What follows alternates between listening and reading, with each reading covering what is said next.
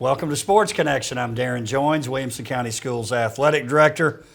Have a very special guest co-host today, Dr. Jeremy Qualls. Dr. Qualls, appreciate you being back, adding a little class to the show. Nothing against our friend Tate Matthews, but we could feel kind of the energy entering the studio when you walked in. That's right. I saw all the producers, all the directors, everybody back out. Look, I'm back, baby. And the energy levels up. They heard my voice coming down the hallway. They were so excited. They were tired of the snooze fest that all the Gallatin fans had made their ears bleed for the last 420 episodes, or however many episodes you've done.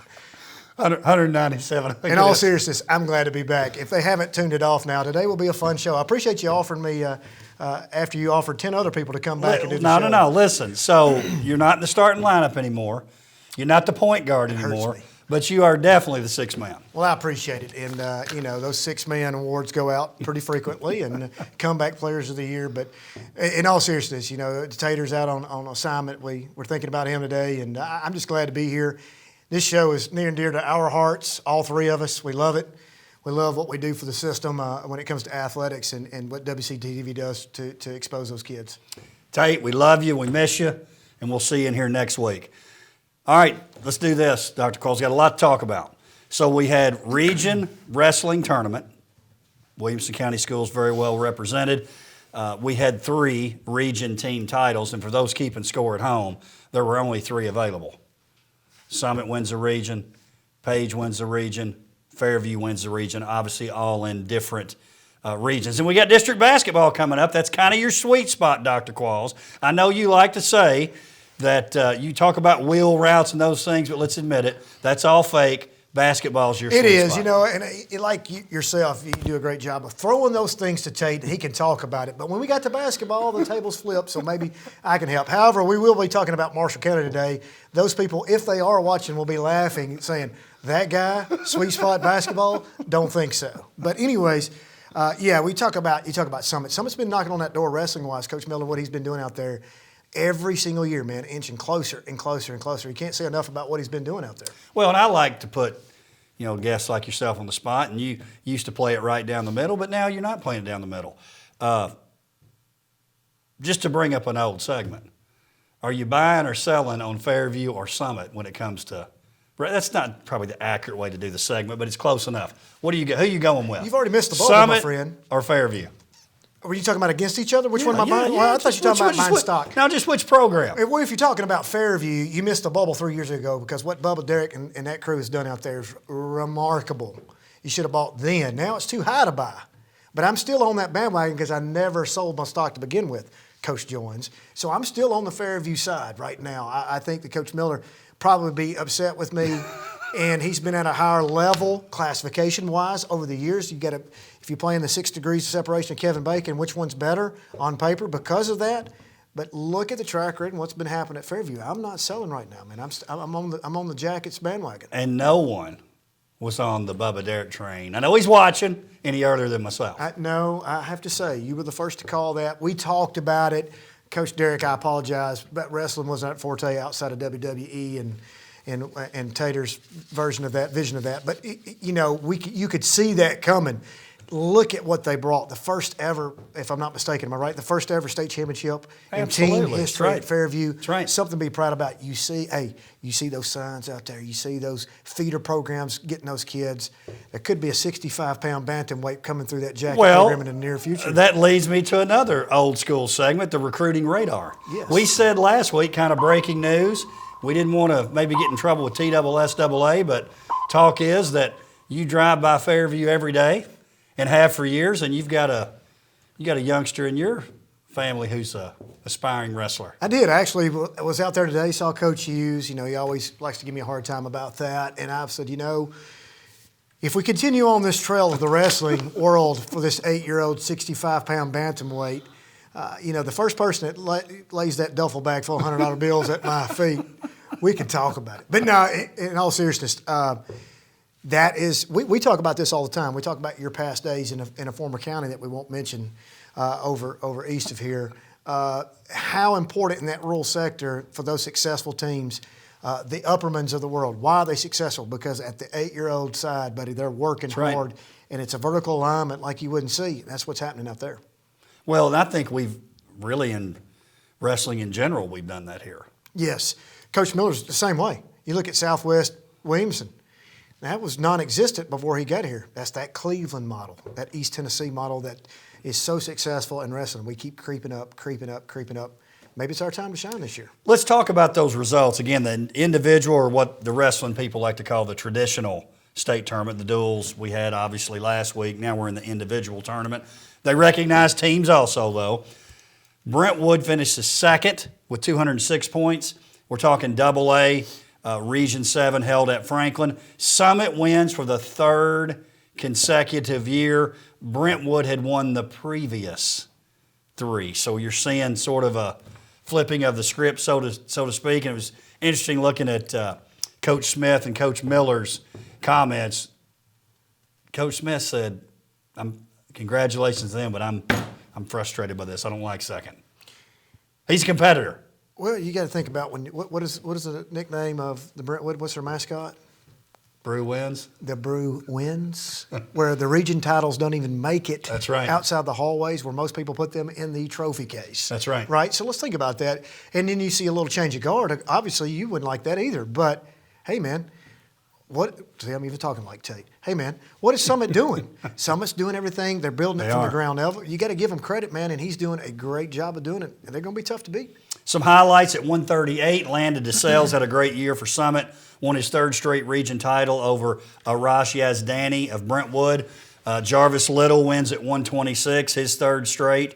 And then they get other wins, Summit does. They get a total of 7 champions. Braden Leach at 145, Finley Jamison 152, both repeat region champions, by the way, Dr. Qualls. You see any seniors on that list? Not many. Exactly. Jensen Schreiber, sophomore Michael Posey, freshman Blaze Massey at 106. He won't wrestle at 106 long. It's usually for the young puppies at those levels. How about Russell Ford? This is what is cool about this.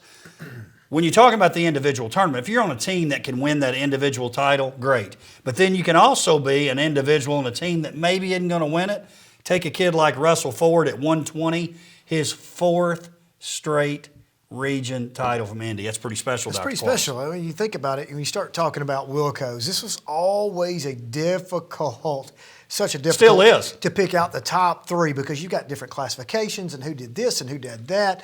You know, so it's really difficult. And you look at this guy right here, proven year in, year out. 4 straight region titles at that 120, I'm assuming, maybe a lower classification That's earlier. Correct. That's right. That's pretty impressive. If you stayed 120 the whole time, but he's been probably gradually bumped up, right? Gradually bumped up. I mean, is that Wilco worthy? I don't know, man. That's a good resume. He's got to be in the conversation. Yes. If you're looking at on to the sectional tournament, Summit and Brentwood have 11. Nolensville, another rising program, 9. Franklin, 7. Centennial, 6. Ravenwood, Indy, 5. Now let's talk about Class A at Eagleville High School, Region 6. Page High School, 205. Tullahoma finishes second at 172. That's a pretty big difference. And I know, Dr. Qualls, you're looking forward to this segment. That is this week, or it's going to be this week's Joins Gym. I've been waiting 4 years to do the Joins Gym.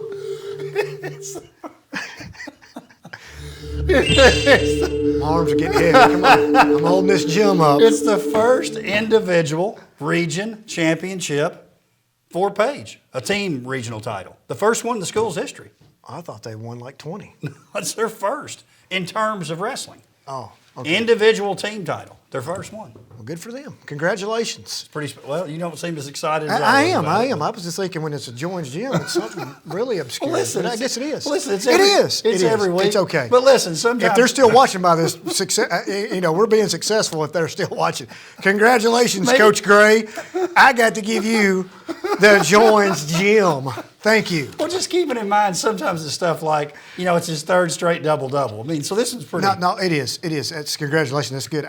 For whatever reason, I would have thought at this point in time that they had won something, but that's really good. And you know what? You go out in that rural sector. Let's talk about it for a minute. Tullahoma has always been pretty decent in wrestling. That little community down there, very strange pocket. Lawrenceburg, Columbia, not so much, but Tullahoma always been in there. So that's good for them. Individual champions from Page: Nathan Simpson, Thomas Brown, Josh Ward, Ronan O'Connell. A individual tournament. different region, obviously not in the same region as Page. Fairview with another region championship. They have 3 champions, 6 runners-up. 3 champions, 6 runners-up. Champions Dallas Day, John Spicer, Ken Curtis. Looking for Fairview, like you were talking, and Page as well, both to have a chance in that individual state tournament. I don't know. I'm going to put you on the spot. Do you know how many of these guys are football players too? I can't name them all. There's at least 3 or 4. You know, does it correlate? Sure Obviously, it does. I think that's something that goes in their favor. They tend to do Sure those it things. does. Which that school does a great job of.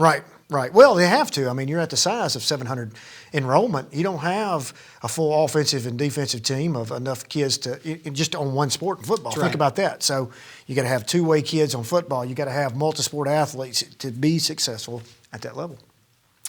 All right, Dr. Qualls, we're going to go with a few results from last week, and then we're going to talk about these district tournaments that will be played this week in basketball. We're going to start off WCTV Game of the Week, Battle of 840 Fairview at Page. The Page game, or the girls' game, was close for about 6-7 minutes, and then Page just has too much. 61-26 win over Fairview. Braylee Bushman, 15 points. Mary Elizabeth Fox with 12. Fairview, Maddie Brewer with 7. Here's something that's odd. Talked about this last week when we had Coach McGowan on the show. Think about if you've ever really heard of this much. They have 0 seniors on the team, Fairview. I mean, you'll have 1 or 2, none. Like they didn't even have, we're here for senior night. Well, there's no one. No seniors. So I think it's important, and we'll talk about in a minute, if Fairview can make it to the region, which will get them 3 extra games, I think that's important. Well, you know, in my extensive notes that I used to have for this show, Mr. Producer might be able to help us later in his segment, but I used to have the records out. And that's where I usually kind of formulated my defense for buy or sell. Now, I will tell you this without very limited knowledge. I believe that the Fairview Lady Jackets have trended in the right direction. They have.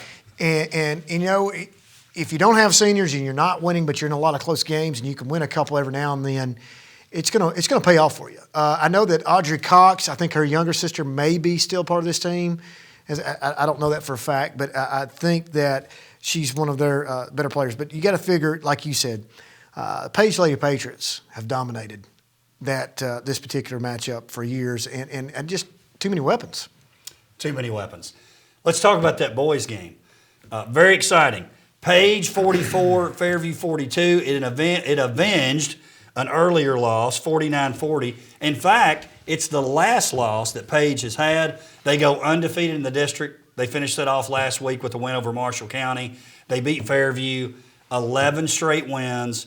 The schedule, I got to give it to Coach Street on the schedule that they had. Plus, he's got a lot of guys that play football. Football players, young team, never panicked, and they're playing their best basketball at the right time. Again, 11-game winning streak, pretty special. My guy. He is your guy. Coach Street. Now, let's talk about it for just a moment. Even though he's my guy, and I'm in Vegas, I'm never betting on this outcome right here. I mean, Coach McCoy, what he's done at Fairview, great season, great team. I think me and you were talking offline. You know, there may be some things here late in the season. It's tough to keep everybody motivated with a focus right before a tournament. Because why? You're getting everybody else's best game. Well, you know what? You've always talked about strength of schedule. And Coach Street wanted to have a good, tough strength of schedule, non-district, to get them battle-tested and ready. Are you starting to see the payoff of that? I believe so. Are you kidding me? Coach of the year, 11 straight, no posts. I mean, there's some things that are happening out there that are trending the right way. Well, and what I like, too, and he means it when he says it, he wants to move up and play in 4A and play all these Williamson County. He does. And that's what they're going to get next year. It's going to be a little bit tougher. But be careful what you wish for. But listen, the SEC's the SEC for a reason. When you can say, right, hey, I'm Kentucky and we're 3-5 in the league, but that makes us really, really good. That's the situation when you're talking about all the teams being together. And to Coach McCoy's credit, he said, I'd like to schedule every single one of them. I love that mentality. Pick up the flag and carry it. I can't say enough about that. I think you and I talk about that a lot. Hey, if we're going to get successful, and we're going to go deep, and you have to potentially match up against East Nashville and some other metro teams, you better be ready. I mean, has anybody done that more than Coach McCoy and Coach Darrin? I mean, I think that, no. And you know what? It pays off. You may not go 29-0 and get battle tested, right? Right. And you go 29-1, all of a sudden everybody's going to forget that's the best team to never make it very far. Right. When you get battle tested and you get those teams and you play Independence down to the wire, ranked number 1 in 4A in the state of Tennessee, what's that saying? You're getting your kids ready. You can motivate them. You can say, we're right there with the best. Makes a difference. Yes. So Page goes up 42-29 at some point in the third quarter. In fact, during that run, pretty special for a young man from Page. Let's take a look at a couple of WCTV plays of the week.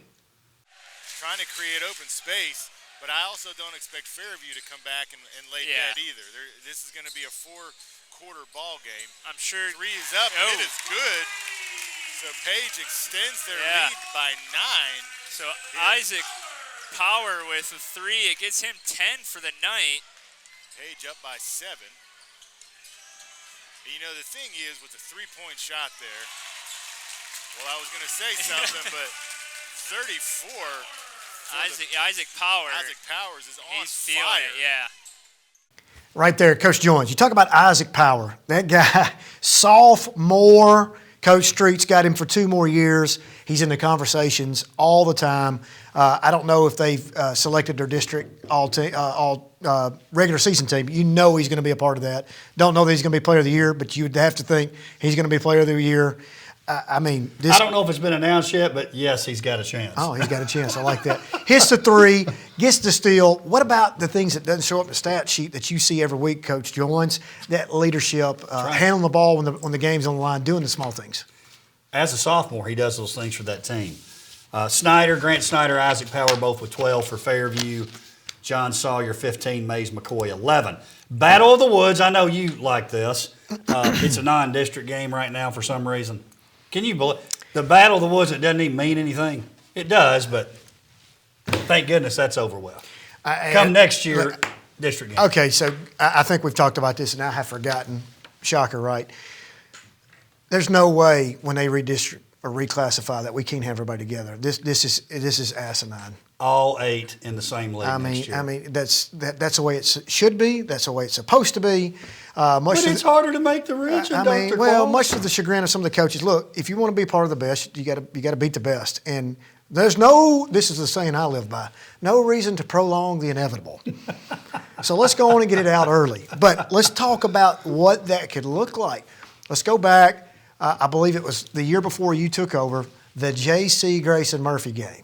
Fire marshaled out. Nobody could get in there. A line out into the parking lot. That, folks, is how a Friday night in a district tournament should look like. That's right. You're exactly right. I love it. Again, I know it makes it tougher, but like you said, and listen, here's what happens. We talked about this when you joined me for Media Day.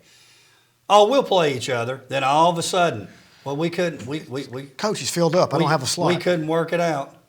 We didn't have a space for it. We'd love to play, but I could get off onto my high horse on not just basketball, but football too. But, you know, we should be, when smoke clears, this is something I'd always told our ADs and everybody, when the smoke clears, we want one of our teams standing up there. Whether it's you or not, be prideful in the fact that you're a part of the best conference there is, best district there is, period. Own it. Pick up the flag and wave it, Bubba Derrick. He does. Do you want to be the SEC or the Sun Belt? Or the OVC, which is, bring us to our first segment of the day, the Ohio Valley Conference, which, as we all know, I'm a homer for. Rest in peace, Ohio Valley Conference.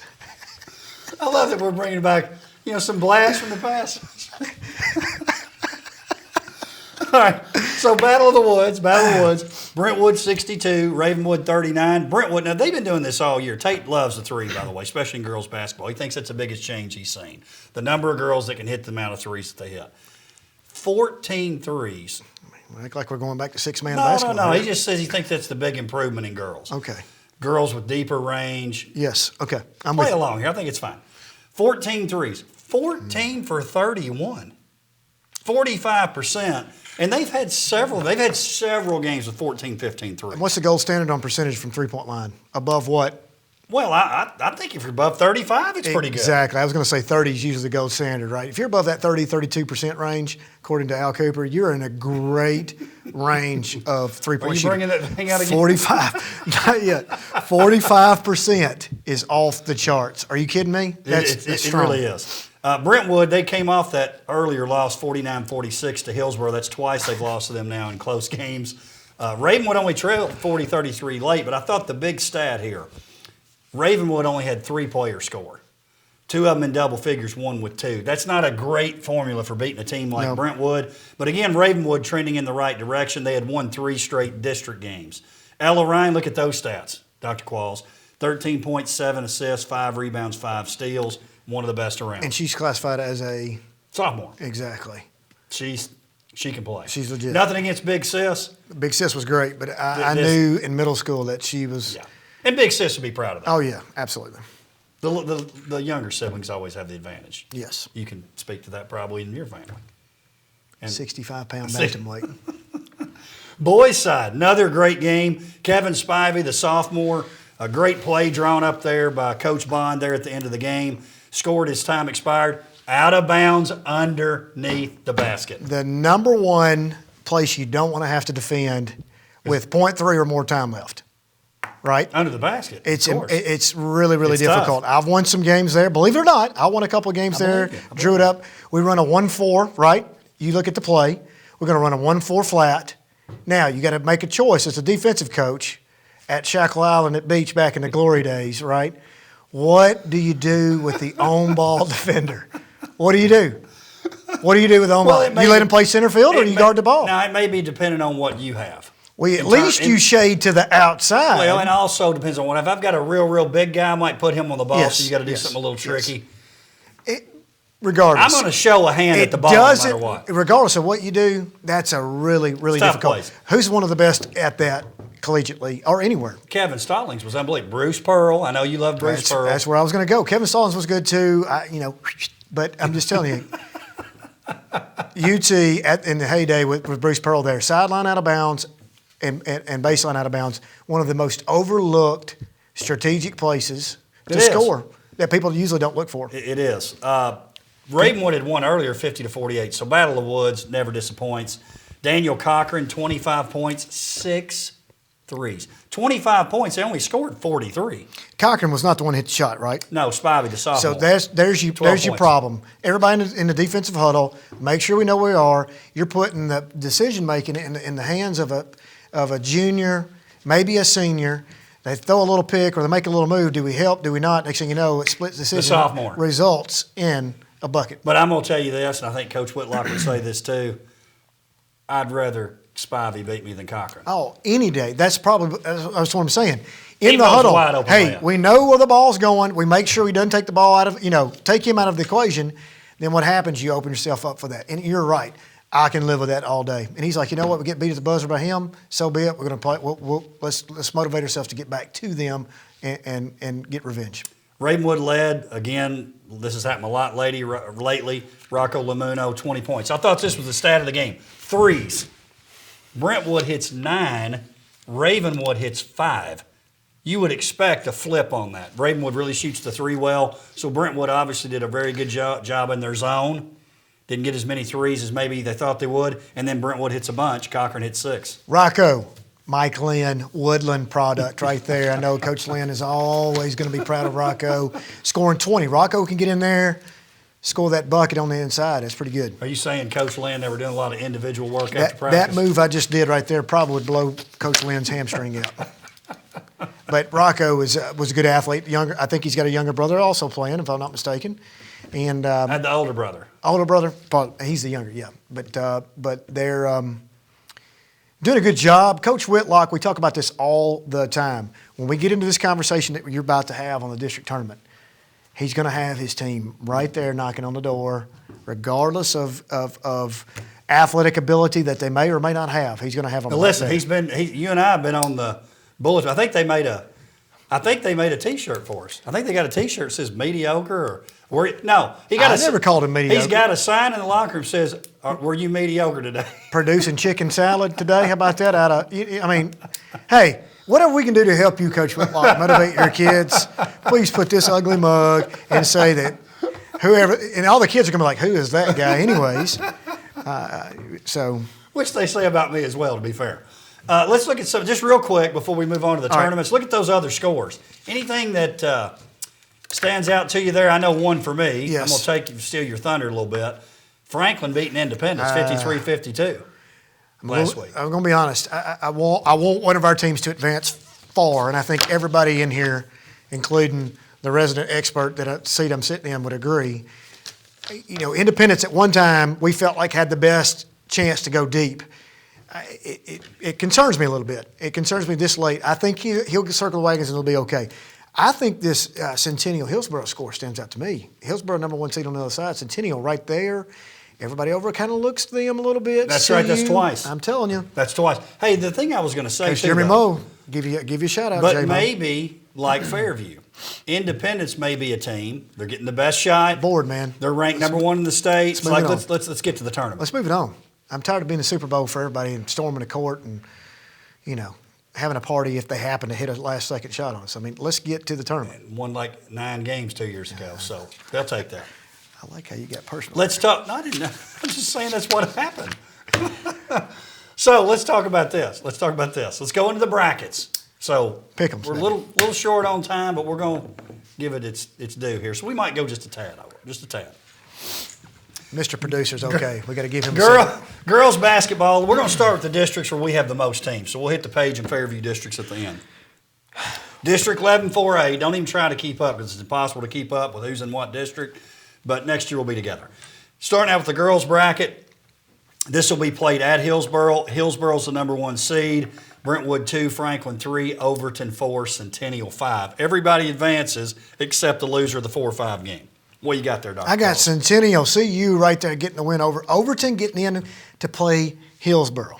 Agree. And I think we both think Hillsborough's Yeah, too I think much. Hillsborough's too much right now. That's all right. See, you got in the region tournament. Congratulations. That's what you want. That's a good goal. That's what you want. Brentwood, Franklin. I think Brentwood's just too much in that one. Agree. Brentwood, Hillsborough in the final. I'm going Brentwood. They've lost by 2. They've lost by 3. I think they break through on the road. District final at Hillsborough. It's at Hillsborough, correct? Yeah. In Green Hills. In Green Hills. Yeah, that's not happening. Hillsborough. Use that as motivation. You Coach. don't have to go chalk anymore. Let's look at the boys bracket. We got Hillsborough 1. Brentwood Overton will play in the 4-5 game. Franklin 2, Centennial 3. Top half of the bracket, I've got Hillsborough taking on Brentwood. I think Hillsborough, again, is too much. Hillsborough in the final. I'm going Centennial to the final.